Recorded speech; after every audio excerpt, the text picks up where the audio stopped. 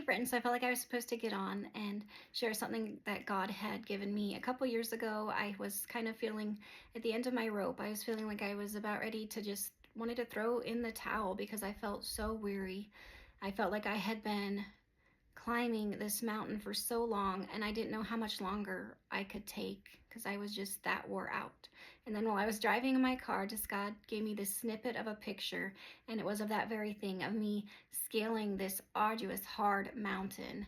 I was rock climbing and it was very steep, and I had to be careful for every little handhold and foothold, and it was just crawling up the side of this mountain inch by inch. But from God's vantage point, he could see how close I was, and I literally was just like a couple inches from reaching the top.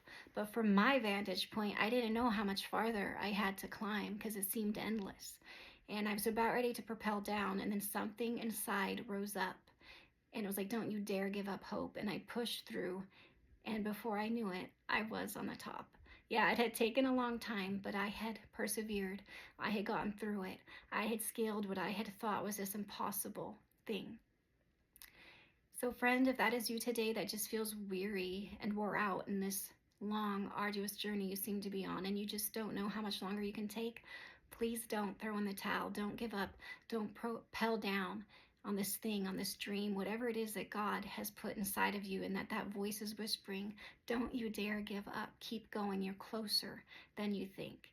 And yes, and a side note, I don't want to say that once you get there, it's going to be like you can just rest and relax forever. I know that would be great, right? But there's going to still be work to do. But don't take that in like a way. Take that in a, you have already conquered this thing, so of course you're going to conquer whatever comes next. And I think too of like the explorers in the days of old and how they conquered these lands. They explored them, and they did it all in the name of their king.